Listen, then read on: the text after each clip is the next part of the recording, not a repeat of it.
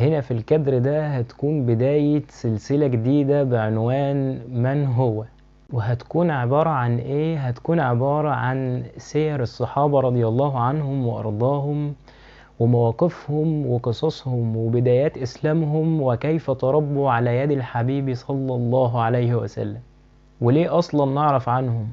وده سبب بداية السلسلة، وان شاء الله تكون موفقة. نعرف عنهم علشان نعرف عزة هذا الدين بخير أمة أنجبت للأرض، وعلشان نظبط بوصلة القدوات في زمن زادت فيه المعرفة وزاد معها الجهل. وأسأل الله التوفيق والسداد. وهيكون مصدر ما سنسرد من قصص هيكون من كتاب أصحاب الرسول صلى الله عليه وسلم للشيخ محمود المصري، جزاه الله خيرا عنا. وأسأل الله أن يجعل هذا العمل في ميزان حسناته إن شاء الله. بإذن الله هيكون في كل فيديو تحت في الوصف عدد الصفحات اللي بنتكلم منها، وده لو انت حبيت تقرأ تفاصيل أكتر.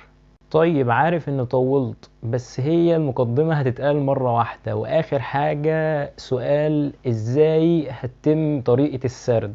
طيب، حبيت أخلي الموضوع من نوع مختلف وخاص علشان تختبر معلوماتك، وعلشان تبقى متحمس إنك تعرف مين اللي بنحكي عنه كل قصة.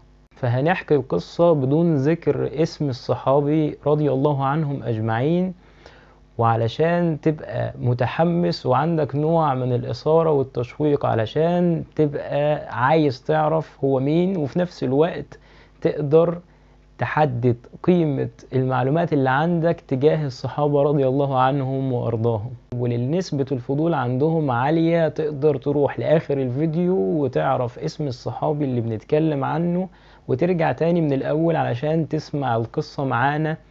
وأفضل إن أنت تختار براحتك، بس سيب الأمور تمشي بالطريقة المترتبة علشان تبقى حاسس إن في متعة أكتر، ولكم الاختيار. وبس كده أكون انتهيت من المقدمة، ونبدأ على بركة الله.